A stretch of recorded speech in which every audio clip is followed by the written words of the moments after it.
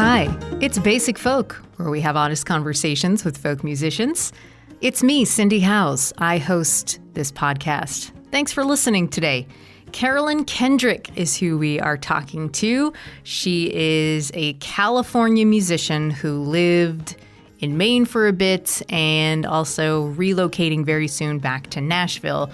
Her California childhood was filled with music, from listening to music to musicians in her family, particularly her father, a professional jazz drummer. And along with having a well-revered musician in her family came overcoming the reputation that preceded her, as well as a special relationship with the beat, not only as a guitarist, but a fiddler. She talks about her connection to rhythm and how it lives strongly in her and her songs. I first met Carolyn at the Miles of Music camp on 3 Mile Island in New Hampshire, which is one of the most wonderful music communities you could find. She has found many communities in life, like Berklee College of Music, Austin, Texas, Nashville, and very recently her time in Maine. She's been living in rural Maine throughout the pandemic with her husband, Alex Steed. The two of them actually started a podcast called You Are Good, a feelings podcast about movies. Alex and the writer Sarah Marshall, who also hosts You're Wrong About, dig into movies every week with a special guest. Carolyn produces and writes a song inspired by the movie or covers a song from the soundtrack. Carolyn is an exquisite editor for the pod, and she gets into how that has translated into her musical life. Make sure you listen to You Are Good right after this episode and after you listen to her EP, Tear Things Apart. The podcast You Are Good has an album, and depending on what day you're listening to, it comes out on October 1st, so it's either out now on Carolyn Kendrick's Bandcamp page, or it'll be out tomorrow. We're going to take a listen to a song from the brand new You Are Good album, which again is on Carolyn's Bandcamp page. This is the song Sweet Marissa, which she did for their episode based on Dazed and Confused. We'll get into this track and then our conversation with Carolyn Kendrick on Basic Folk. Sweet Marissa.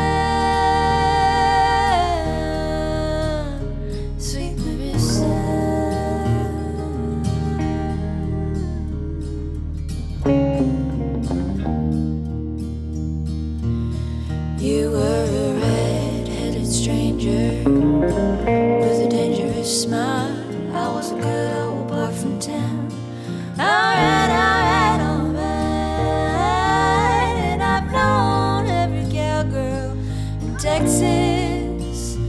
Every girlfriend and older sister's been checked off my list. And if I'd known how much I was gonna miss you, I would have never let you go.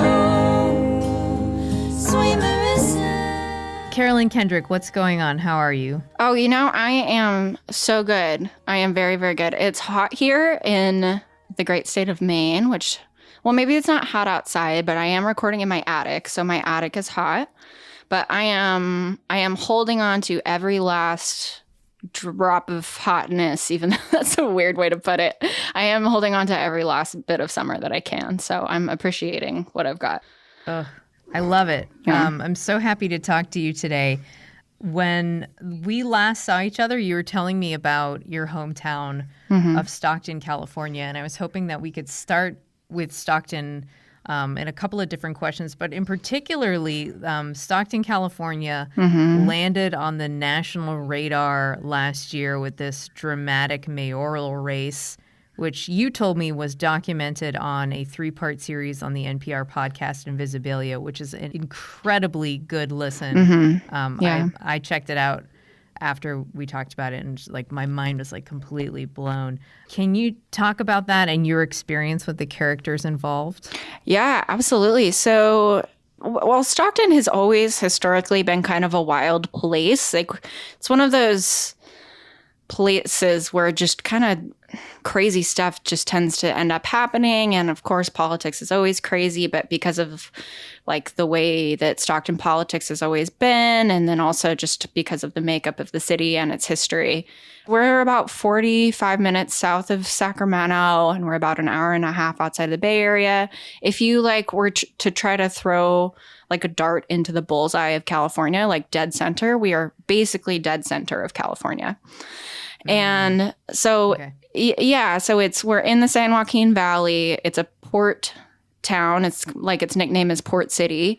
So it's the kind of place where you can be like driving through fields and then just see this like big tanker boat driving by like through this, because it's there's like water everywhere, but you can't always see it. So, and then it's also got these two big highways that run through it. And it's a city. It's a big place, but it's also kind of a small town feel in a lot of ways. And it has, multiple colleges, but also contends with a lot of poverty and also just has a lot of, issues just like every American place. But not to kind of go on and on and on, but like this kind of microcosm happened in Stockton where kind of these big national debates that were happening ended up also getting funneled into these more localized debates. So we had our first Black mayor elected recently. I guess this was in 2016. And then we recently had another election, and he was not reelected because of this kind of wild thing that's been going on, which is, I guess the way that Invisibilia put it is that it's like America's Russian trolls, but happening exactly in Stockton, California. And there's just been this wild, like, kind of dirge of misinformation happening where this kind of specific set of people did not particularly like this mayor and did not like his progressive policies, but also had kind of a personal vendetta, it seems, as well. And so, and the city has so much distrust with politicians, kind of rightfully so, with our history.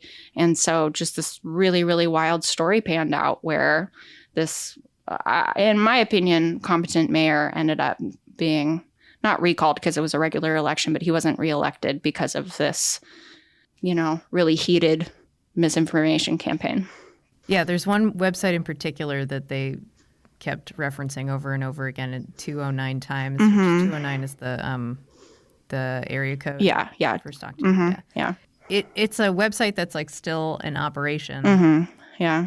It's like you go to the website and you immediately, like listening to you talk about all of that definitely gives you a feel for what's going on. But then if you just go to 209 times, you are like, oh, okay, I understand exactly what kind of weird circling the drain garbage situation this is. Yeah. But yeah, it was a wild 3-part series on Invisibilia, but like to actually like come from that has to be, it's got to be otherworldly. It definitely is. I am glad that Stockton is getting a lot more, I guess, more of a critical lens in the news, I would say, because for a long time we basically were just in the news for bad things, and I do find it to be a incredibly vibrant city. I just know so many great people from there, and it has such a wealth of experience and just great people, great things. And so, but it is a complex place, just like everywhere. And so I'm glad that Invisibilia kind of dove into that a little bit more. And I feel like they did a really great job of showing like kind of how incredibly crazy of a place it is and how crazy the characters are.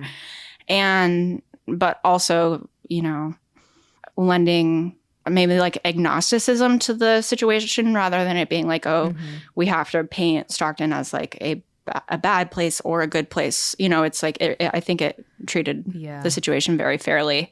But this situation in particular really did come into, like it became an issue because like newspapers have not been funded like as they should. And we have no real actual news sources in Stockton the way that there historically used to be. Like the Record is just not a place that you can really go for quick, up-to-date news. And so that's the hole that the 209 Times was really filling, is like, okay, like there are some actual things that I really need to be abreast of. If I am a Stockton citizen, I need to know if things are happening. It can be a dangerous place.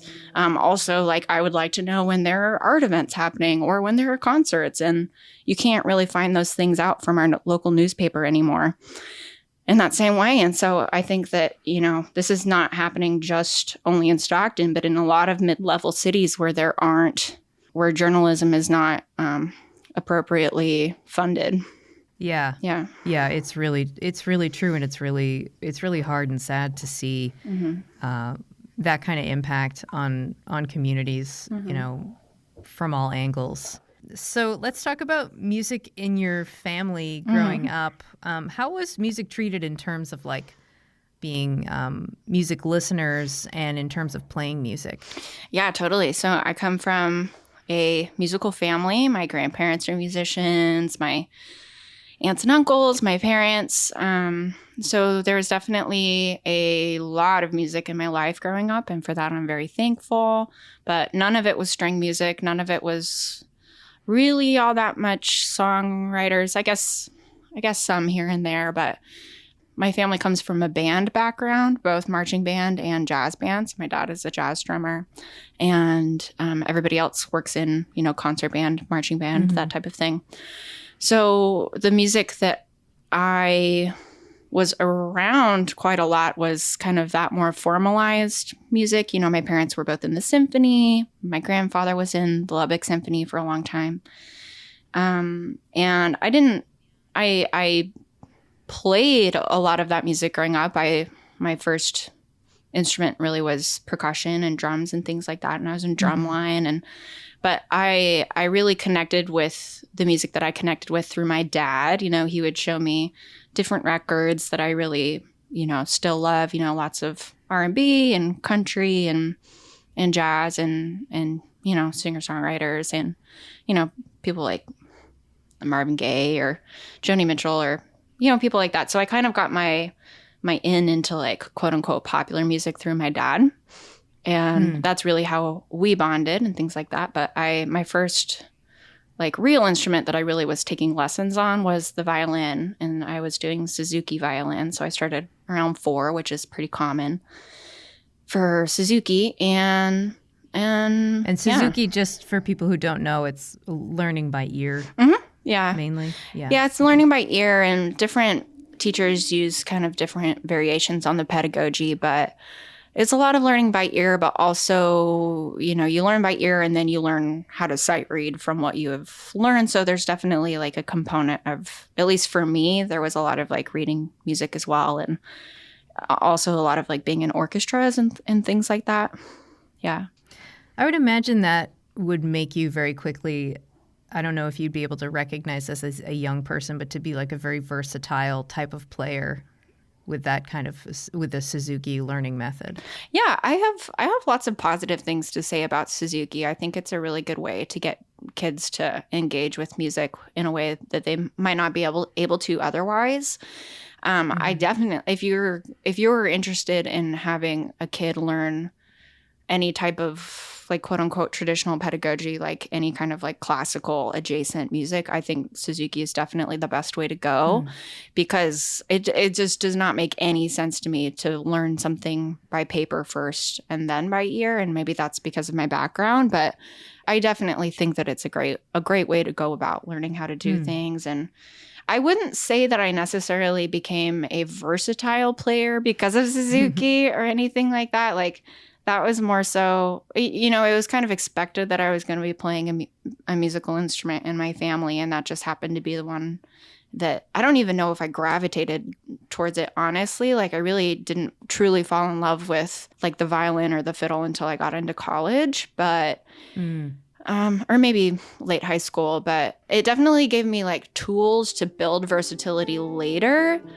But I don't think that versatility is inherently built into that system. I think that's something you have to develop afterwards.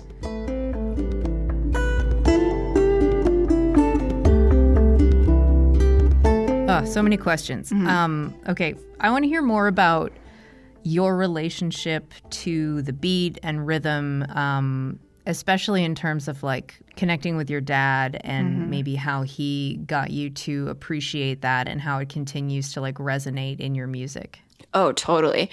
So I really started playing drums like I guess around the same time that I started playing the violin, and that really was what was most interesting to me growing up. And I would say that my playing now is like heavily informed by the drums. And I think that when I'm teaching at fiddle camps or when I'm, teaching songwriting things or whatever, like I often tend to maybe overemphasize learning about rhythm because it's just something that a lot of people don't really ever like put their elbow grease into, or it's not, it's maybe like an after fact. But for me, I think it's kind of like the root of what makes most music interesting, or at least the music that I tend to gravitate towards. And yeah, I'm like infinitely thankful to my dad for us being able to have that connection and things like that. And I'm really grateful that I was able to be in things like drumline and, learned all my rudiments. And I went to band camp every summer. Like I'm really thankful for that. And I definitely think it had a big impact on how I play and how I improvise and how I write songs. That's great. Yeah. And it's interesting to hear that you didn't really love the fiddle until you were in college, seeing how you went to college for music. And the violin was your first instrument, correct? Yeah. After the drums. Yeah. So can you talk about the violin in terms of like what it was really like when you first started playing with it and how you came to fall in love with it? Yeah, I was actually listening to your interview with Rachel recently, with Rachel Bayman, and that was like such a great interview. But there were a lot of things that Rachel said that really resonated with me and my experience. For any of your listeners that haven't listened to that, definitely would recommend. But yeah, I grew up doing Suzuki, and like kind of the thing that really kept me going with that was the social aspect of it. The other important thing with the pedagogy of Suzuki is that you not only have one-on-one lessons, but you often also have group lessons. So most of my friends played violin. That's where like a big part of my social life came from. And the fun part of playing violin for me was being able to play these songs with my friends who were also learning these same songs at the same time, and we could connect over what was hard, what we liked, what we didn't like, things like that. And, in retrospect, the social element and being able to share the music was really what did it for me. It wasn't necessarily the literal violin, but then I got into high school and I started playing in bands that were not, orchestras, or as my good friend Steve Roy would say, the dorchestra. But I started playing in actual bands, and I didn't play. At that point, I was kind of starting to move away from the drums. Not so much because I didn't love them anymore, but kind of because of like this, there was kind of like a gender element to it. And also I was like a teenager and kind of trying to establish my independence from my parents. Like I was trying to become my own person. Oh, wow. And a lot of people knew me as like Brian Kendrick's daughter, the drummer's daughter. Yeah, so I was like, well, I think I would like to know who I am before I try to be that. And so it kind of felt like my only options were to play violin and to sing in these bands. And also all the bands that already existed already had drummers. So that was also part of it. And then when I started joining bands, I really, in retrospect, it makes sense that like the social element and playing with other people is really what made me fall in love. And then I got to college. I went to Berkeley and I was part of the American Roots program. And I just absolutely felt head over heels. Like it all kind of finally like clicked. Like not only like my love for the fiddle. Like, I think it's fair to say, like, I don't necessarily love the violin. I love the fiddle. And I love being able to, like, play tunes with other people. I love writing fiddle tunes. I love being part of the kind of, like, new acoustic scene, things like that. But it's definitely because of the social element, and you get to share music with other people, and you're part of this larger tapestry. Yeah, that's so awesome. We met through a really lovely music community, the Miles of Music Camp in New Hampshire. Yeah. So how do you think playing music in community makes you a better player, makes you a better listener? Oh, God. I mean, like, the same way, like, is if you don't experience any other people and you're only experiencing your own experience, like, there's only so far you can really... there's only so far your perspective can go if you're really only listening to yourself. And I mean, I just like, this might sound sappy or like over dramatic, but at least after pandemic times, like whenever I play music with people now, whenever I sing songs or whenever I play fiddle tunes with other people, I like really feel, right, this is the meaning of life, or at least the meaning of my life is. Yeah. I honestly like get a little emotional thinking about how powerful it is. I don't know, like I guess it's the experience of empathy, or like feeling like you're not necessarily like in your body, like you're part of something bigger than yourself. I don't know. It feels big. It feels universal. It feels really, really good if you're doing it with the right people. And yeah, I feel grateful for it. Correct me if I'm wrong, but you are someone who connects deeply with nature and being outside. Yeah. Does that sound about right? Yeah. Totally. How did your early experiences of nature in California, going back to your home state, inform your love of nature? Oh, great question. I did grow up in California and I went to school there and things like that, but my family is from Texas, and I spent a lot of time in Texas as well, in Central Texas outside of Austin. And in California, especially at least in Stockton, like I didn't spend a ton of time outside with the exception of gardening with my mom, and gardening is a big part of my life now, and that's definitely the way that I connect with nature now, is that I have a big garden. But when I was in Texas, my grandparents lived on a farm, or they had a bunch of property, and there was like a creek and things like that. And that was kind of the only time I could ever really just like I don't want to say be myself, but I definitely felt the most myself when I was out there, and I felt like the most tuned into things. And I think partially it's like the solitude and being able to listen to your thoughts, Yeah.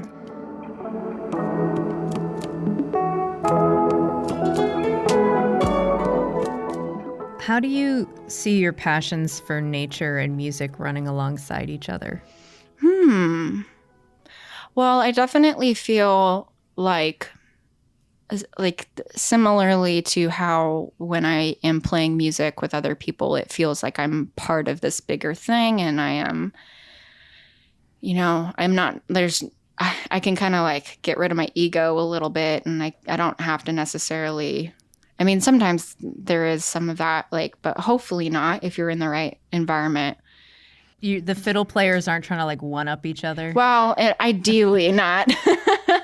Sometimes they definitely do, but if that happens, maybe you're in the wrong jam. But yeah, I kind of feel that same way when I'm in nature and, hiking, or, I mean, I don't hike all that much these days, but, when I do love being outside, and, like I just feel like I'm part of something. I feel like it's something I can give back to, by whatever. Gardening is my kind of big thing these days. Like I can compost, I can like do all these different things that aren't like egocentric.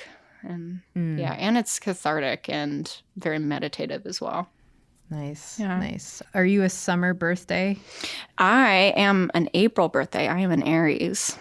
Yeah. Oh, wow. Yeah. Okay. But it seems like summer is your season. Oh, big time. Big time. Yeah. Yes. Yeah.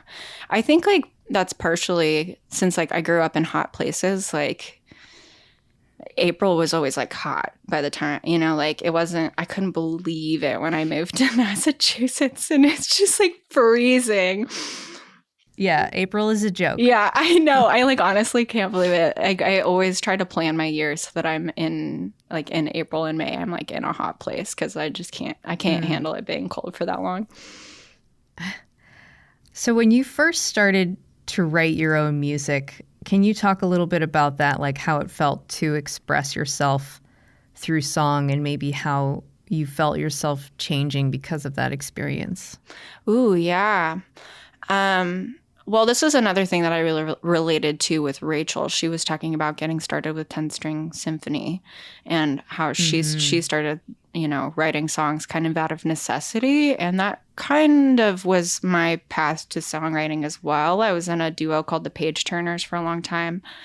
And it was as mandolin and fiddle, and then occasionally one of us would play guitar. But there's kind of like there's only so much sonic room you can take up with those frequencies of those instruments, since they're both kind of trebly high-end instruments. And so, I was like, well, I am interested in songwriting. I am interested in singing. And, I sang a lot growing up, but then I kind of stopped for a while.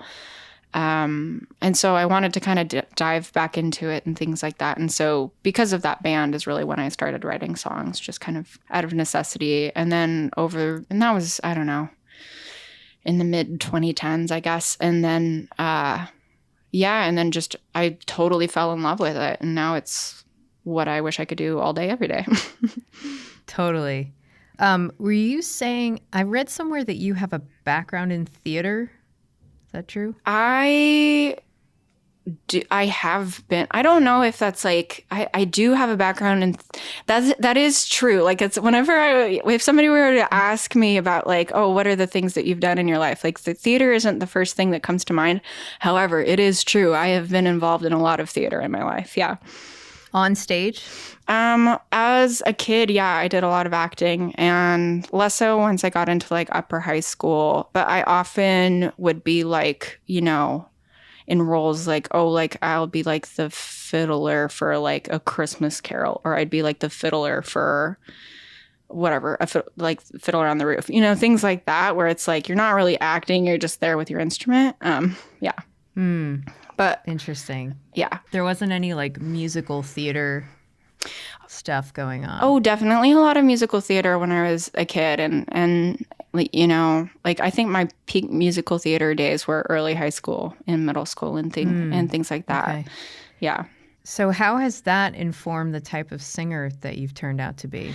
Wow, that's a great question. Well, I think so, like, how some people consider singers to be one thing, like, I don't know, there's this kind of like, at least in musical theater and also kind of in more traditional styles of music like opera or whatever, there's this idea of the singer as being kind of like a diva, or that could be a tendency that one would have. And then also there's like this gendered expectation with singers that they are not necessarily, at least when I was a kid, I would be around all of these like jazz bro dudes, like because of who my parents' students were and things like that. And like there was kind of this expectation that like there were singers and then there were musicians. And I really don't think that that is true at all. I think that like to be a singer, you have to be an incredible musician.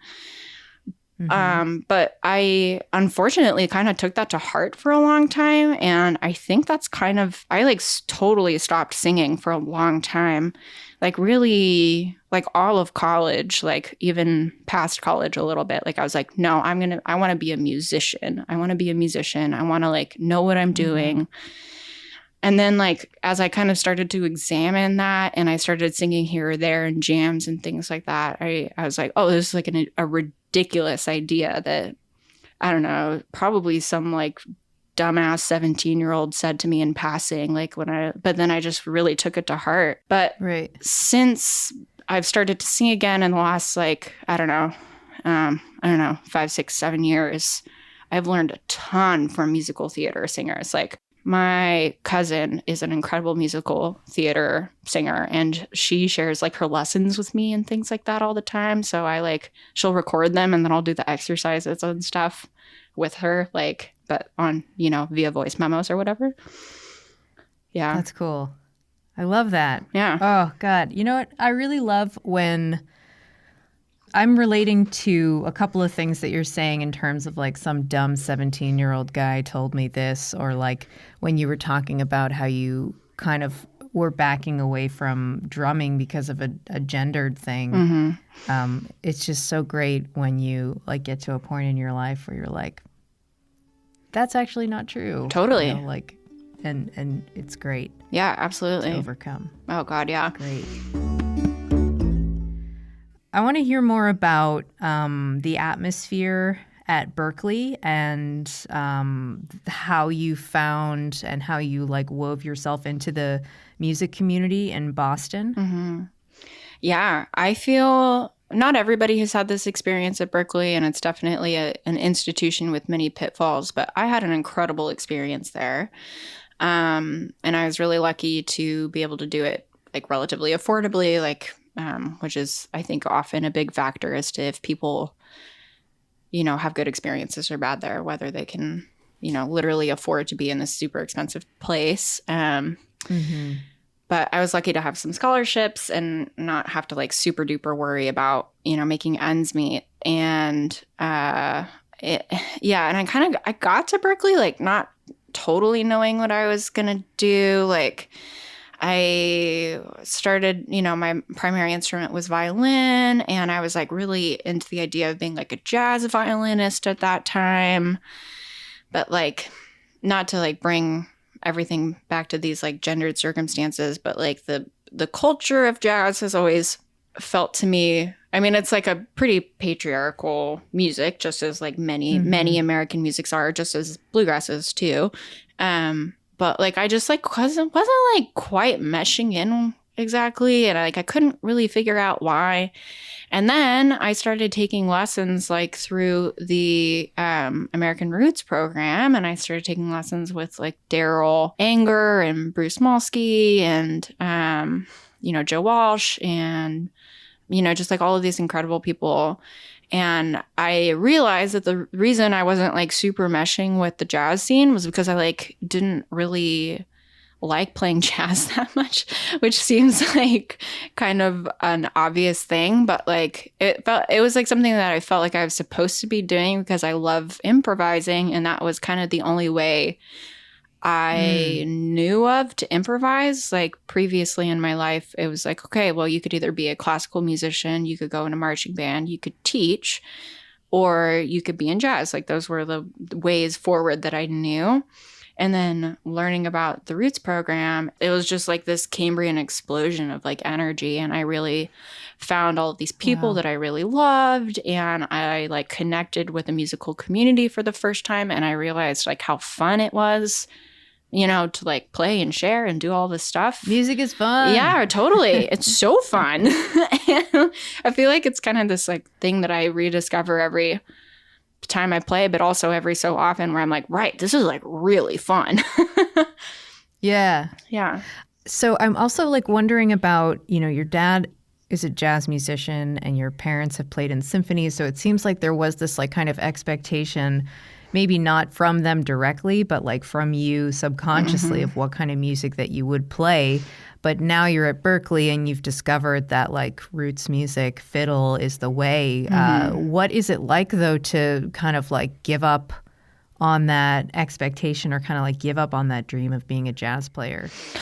Well, it felt pretty liberating actually, because like then there wasn't this like pressure to be like, oh, I have to be a jazz musician, because if I'm not a jazz musician, then there's no way for me to improvise. So it was really liberating to be like, okay, like I'm going to go and I'm going to learn this totally different thing.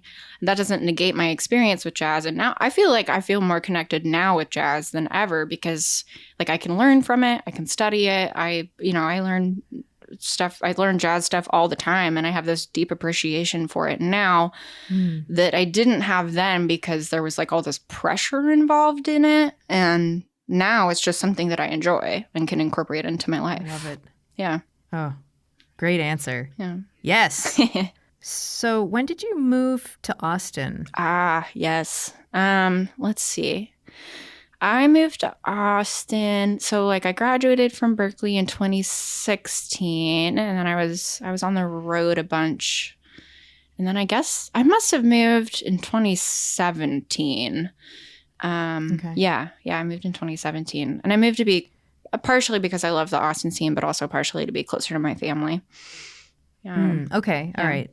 And then what was that time like in Austin? And then how'd you get out of there? Oh, God. I love Austin so much. It's an incredible place. And, I mean, just like every place, like there's definitely like, unfortunately, it's going through a lot of changes right now, like in the tech development sector. And I think a lot of people are unfortunately getting priced out, even though that's kind of been the story for a long time. But that being said, I really, really love Austin. I wish that there was a way that I could like live in all of these places that I love all the time, full time. And I really miss being there. There's lots of great people. I love being able to like go to dances all the time, play, just like play at all these different bars. It was a really formative time for me. I feel like that's actually where I like actually really got my fiddle chops in order. It's, Texas is known as being like the Western swing place and like Texas contests. Texas fiddle. Yeah, like Texas fiddle is kind of, it's obviously a huge thing there. But there's also a huge bluegrass scene, and it's kind of a trad bluegrass scene as well. And like, I like started learning about fiddle at Berkeley, and I kind of have my like baby fiddle legs under me. And then I moved to Austin, and then I was just like playing bluegrass like literally every night. And so that's kind of where I feel like I got kind of my chops, Wow. Yeah. That's great. And then how did you get to Nashville? Yeah, so I moved to Austin partially because of musical reasons and also partially because of family reasons. Yeah, my grandmother had been sick, and she lived in Seguin, which is outside of Austin, which is also where Nancy Griffith is from, R.I.P. Wow. And so we were kind of dealing with some stuff surrounding like, the family farm and things like that. And that all kind of came to a natural conclusion. And I was like kind of in some different personal, like, I was like going through a breakup, and then like also kind of getting into some new areas of interest regarding music. And I was like starting to really get into songwriting and things like that. And I kind of felt like, I will always have connections to Texas. I will always be able to come back to Texas. I hope to spend more time here. My family's there. I'm there all the time when it's not, a raging pandemic. So I just kind of felt like it was time for me to move on to the next thing in life, and felt like it was kind of just time to move on. And Nashville definitely felt like the right thing. And it felt like a place where I could kind of spread out a little bit more.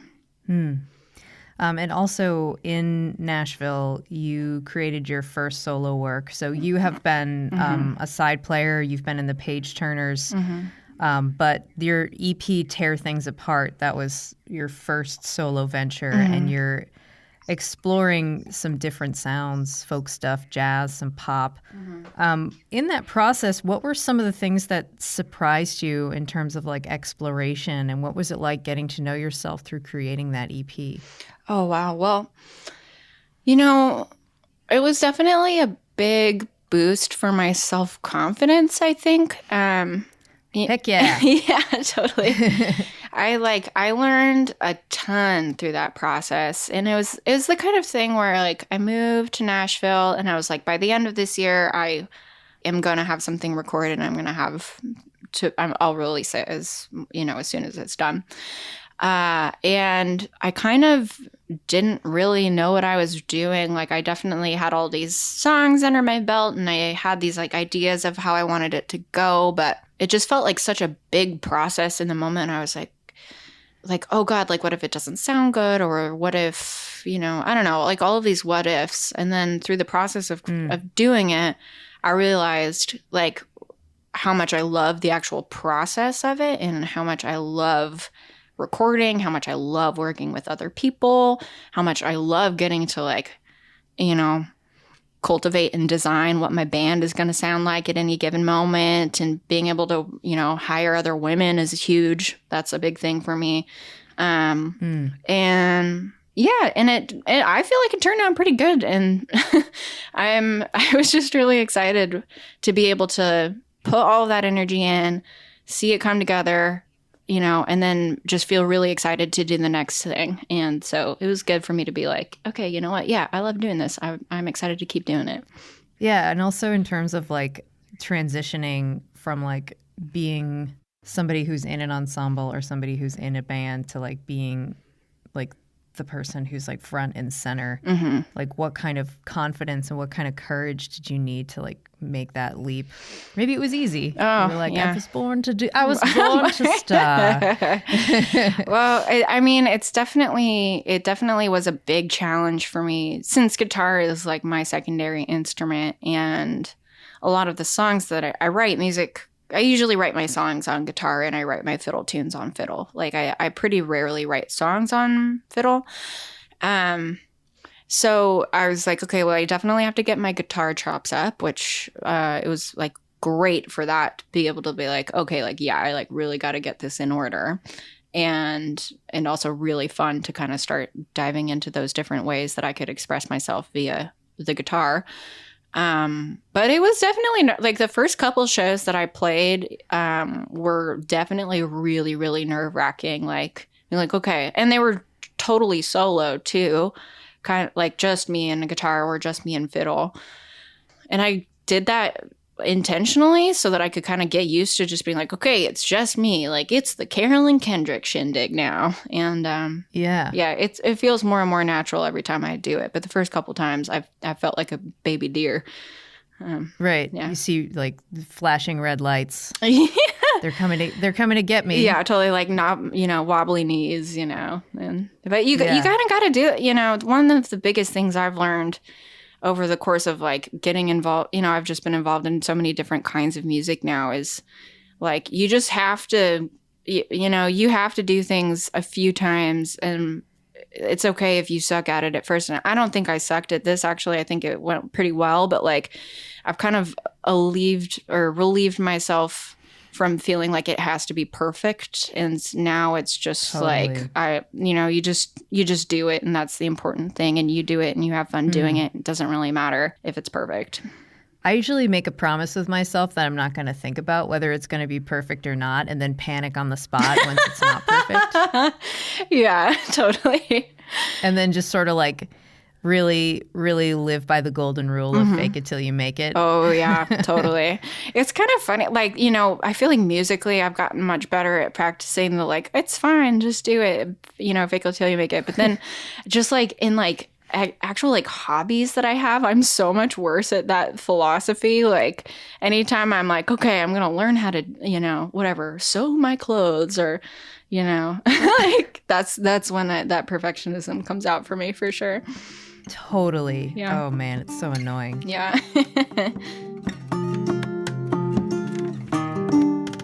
Also, in terms of like dealing with change, as we all have been dealing with change during the pandemic. So you started off in Nashville, where you've been wanting your home base, but you and your husband moved to Maine, actually to his hometown, like essentially like upending your plans. What was that like for you to pivot, change your course, and how has this time in Maine, which is coming to an end, it seems, how's that time been treating you?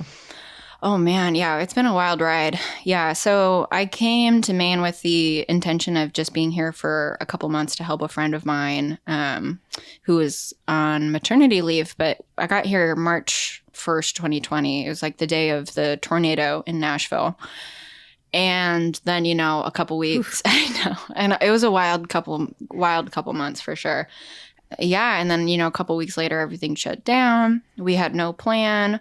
Alex, my husband, who I do our podcast with, You Are Good, he, he has this house out here, and there were people, tenants living in the upstairs of it. But so we decided to move in, and we've been here and whatever. But at first it was like a total panic. Like, I have no idea what's going to happen. I have no idea how my life is going to be musically. I have no idea what I want to do. And like the beginning of last summer, so I guess like May, June of 2020 was like a real, just kind of sitting and looking at the sky and being like, okay, now what? Now what do we do?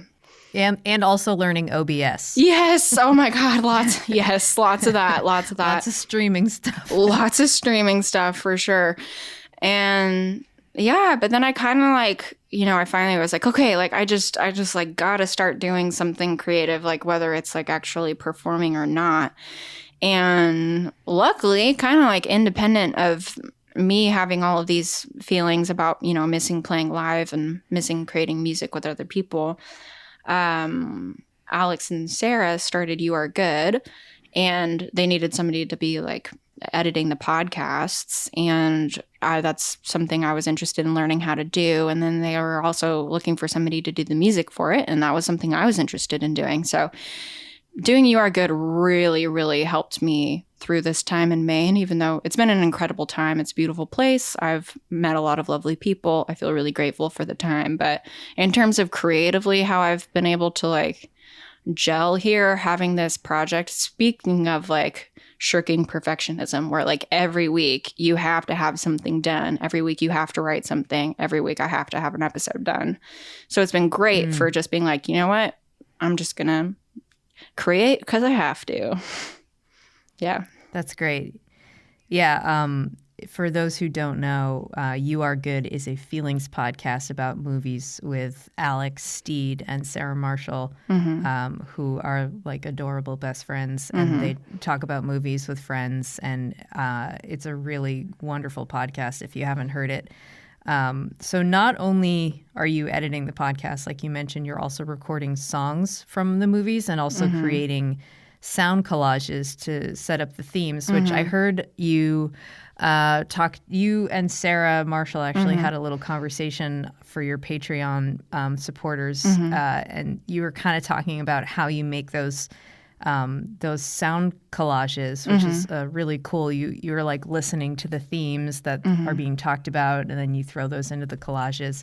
Anyways, I'm obsessed with it. But I'm going to stop talking, and I want to know more about what you enjoy about the process of creating those sound collages. Oh my gosh, they're so fun. Yeah. So so Sarah and Alex watch a movie, then they dive into the themes of the movie. They talk about the movie. They record their conversation. I edit it. At the end of the editing process, usually what they talk about is very different than what factually, they don't really go through like the exposition of the movie per se. They talk about like kind of the meta themes and like, generally what sorry, say it again. The truth bombs. Yeah, the truth bombs, the truth bombs. And, kind of what movies mean as like a form of literature more so than just like in addition to just being pop culture references. So anyways, I tend to once I've listened to the conversation, then I pull clips from the actual movie of things that kind of reflect what Sarah and Alex's conversation has dived into. And then derved. And then I write music to accompany behind those clips. And I kind of don't really know how to explain it other than it's just a sound collage. Maybe I can just send one to you so that you can, play it or something. Throw one in. Yeah, sure. Throw one in. That would be cool. Yeah, but they're so fun to do, especially because it's speaking of getting rid of your ego, everything for this show has nothing to do with me, which is kind of great because then you can just write just for how does this support the themes of the show? How does this make things feel better? Does it actually serve the purpose or is, whatever. So it's really fun. So Alex all the three of us were hanging out and having a wonderful time. Yeah. And Alex was talking about how good of an editor you are, that you have this natural ability to know what to keep and what to leave, that he usually can't teach someone. How do you relate to the act of editing, and how has working on this podcast impacted your editing when it comes to your own music? Oh, wow. Yeah. It's totally kind of the same muscle, I feel. I used to work as I guess a tutor or an editor for students who were writing essays. And it's definitely the same process where, you take kind of this raw piece of work and then you kind of have to, Sarah and Alex are genius and they do a great job. And so it's generally pretty easy to shape their conversation into something that is, digestible. But, it is kind of chipping away at things and kind of thinking okay, well, does this actually serve the point that they're trying to make? Does it distract? How do we, take this section that was, you originally talked about it at the end, but it makes more sense if you do it up front. And it's the same thing as when you're editing your own songs. Like, I'm a big editor of my songs. Like, I'll write a song 3 or 4 times. I'll change the lyrics. I'll put it in different perspectives. Like, it's totally the same thing. And so, yeah, I get a lot out of trying to change things around to see how they work best. That's cool. Yeah. It's like you're a god.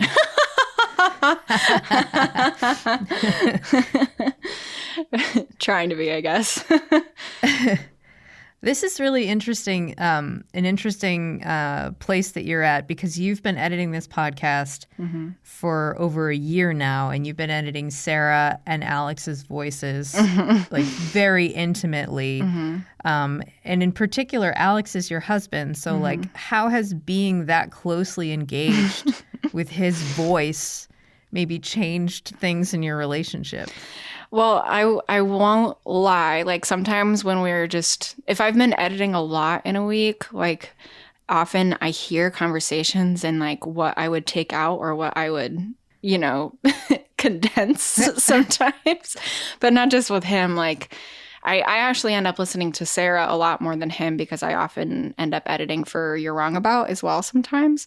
So Sarah is the voice that I hear the most in the world. And usually Alex actually ends up talking less than Sarah.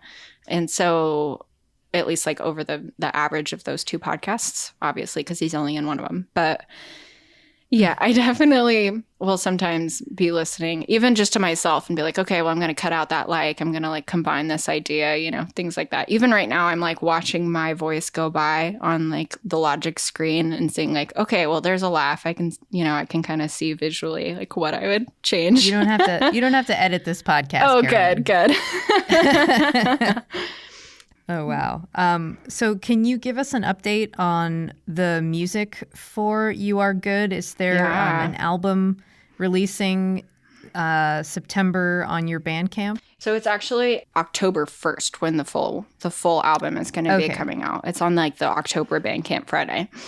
So yeah, I'm really, really excited about this album. Like I said, I've been writing music for this podcast for a year, and usually the music only comes out through the episodes. And I feel lucky that people are enjoying them enough that we're going to release them as an actual album. And so, yeah, I've like over the course of the summer, I've been like kind of re-editing and remixing and doing and adding some stuff to all of these songs to kind of flesh them out, make them more standalone songs rather than just accompaniment to the episode. And yeah, it'll come out on October 1st of this year. And you have done all of the production work? Everything, yeah. Truly everything. So that's also been the best thing about living in Maine and having this time in the pandemic, is that there's no way I would have had the time or the flexibility in my schedule before to be able to like learn anything about engineering or learning anything about, recording in general. So I feel really, really grateful that I've had this opportunity. Yeah. Oh, I'm so excited for you. Yeah. I'm so excited for everyone and all of the skills they've learned during this terrible time.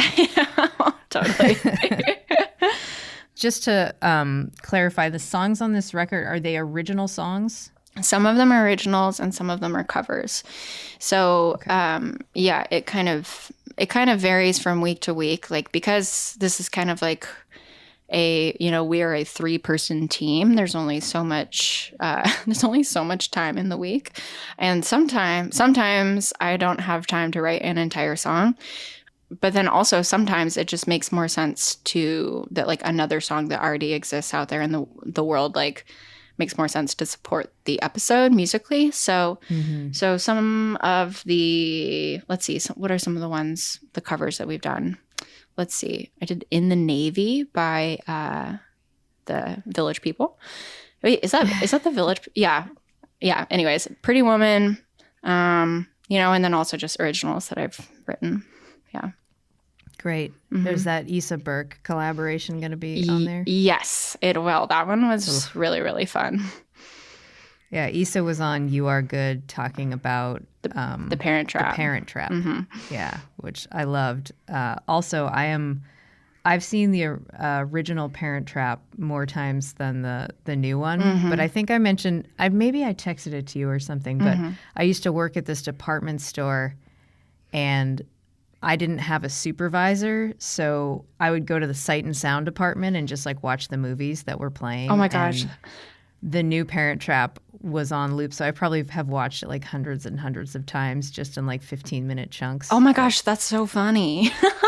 That was a very delightful episode. Oh, good. And also Alex really made me appreciate, oh God, what's her name? Lindsay Lohan. Yeah, totally. Oh my God. Yeah. Yeah. Yeah, that was a really fun one.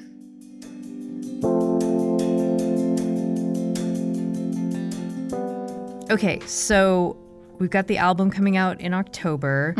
Is there anything else on the horizon in terms of new music from Carolyn Kendrick? Oh, there's a lot on the horizon. Yeah. So I just got out of the studio, the actual studio, not my home studio. Let's see. I think last weekend or 2 weekends ago, I recorded 2 new singles that I'm really excited about. And I have a ton of music that's like in the can, so to say. Like I have plans for a new album, probably to be recorded next year. And I have a project with Sam Armstrong Zickafoos that we've been, kind of waiting for the pandemic to kind of fizzle a little bit more. And then that will be happening. Yeah, lots of new music and lots of new projects coming up. And you've recently closed on a house in Tennessee, so you're getting back to the Nashville area. What has it been like to, you're kind of like waiting until the pandemic is over. Like, what has it been like to be away from that Mecca, from Nashville? Yeah, it's been, well, I mean, I kind of don't know yet, to be honest. I feel like once we're back in Madison and back in Nashville, like the effects will be a little bit more evident to me. I kind of feel like I've just been living a totally different, like, I talk with my friends that are living there, and I mean, really up until the summer, it seemed like basically not all that much was happening if you were trying to be a safe and conscientious citizen. Like you couldn't really do that much, and things were not all that vastly different here. So it kind of felt like everybody was living these virtual lives. But in the last, I don't know, since this summer has been like vaguely more, like somewhat more safe since vaccines have come out, I think like once we get down there, then I'll feel like, okay, yeah, like there's been this whole other thing that's been happening. But I feel really thankful that we've had this community in Maine. Like the music community in Maine is strong right now. And I feel really lucky that I've been able to be part of it while I've been here. Yeah, Maine is rad. Yeah, it's great. Okay, before I let you go, will you do the lightning round? Yeah, let's do it. Yes. Okay, here we go. What was the first song you learned on the guitar? I'm Over You. What is your karaoke song? Oh, Brandy, You're a Fine Girl. I love that. Yeah. Oh, I love it so much. Dogs or cats or something else? Dogs. What is your coffee order? Like at a coffee shop, it's usually like an iced latte. At home, it's black with cream and sugar. First celebrity crush? Oh, Jesus Christ. I'm embarrassingly Jeremy Sumter, who played, I can't believe I'm telling you this, who played he played Peter Pan in the live action remake of Peter Pan in like the mid-aughts. I don't even want to finish this anymore. Yeah. That was such a good answer. Oh my God. Great. Yeah. True to form. Very on brand. Carolyn Kendrick. Yeah. Who is the nicest musician you've ever met? Bruce Molsky. First album you bought with your own money? Oh, the Beatles' #1 album, like their greatest hits. Yeah. Nice. What was your first concert? Oof, probably seeing my dad at the Syracuse Jazz Festival. Beatles or the Rolling Stones? Oh, this is a hard week to ask that, but I know. Beatles. Flying or invisibility? Invisibility. Wow. Okay, Carolyn. Yeah. Wow. Star Trek or Star Wars? Oof, Star Trek. Which generation? I feel like I don't know enough to answer, to be honest. I just know it's not Star Wars. Okay, this is the last question. Where's the most beautiful place you've ever visited? Oof. The tie between Mount Meru in Tanzania or Taos, New Mexico. Ooh, Yeah. very good. Yeah. All right, that's it. Wow. Amazing. The lightning round is complete. Yay. Thank you so much. Thank you so much. Yeah, this has been really nice to talk to you, and let's have you back on again when you get that new record, when you talk about more of your feelings. Totally. I love it. I love talking with you about my feelings. Also, sorry, it looks like I have this little light in my box, and it is slowly dimmed as our conversation is has going it? on. So like I'm basically like in the dark right now. Oh my gosh, that's so funny. I kind of just assumed that like the sun was going down. Yeah. Basic Folk this week was produced by Sarah Siplak. Our music by Alex Stanton of the band Townspeople. Basic Folk is on the American Songwriter Podcast Network. I am Cindy Howes, and I'm so happy that you checked out the whole episode today. And I hope you enjoyed it. If you'd like to listen to more episodes, you can get them anywhere you find podcasts and check out our website, basicfolk.com. All right, see you next time. Bye.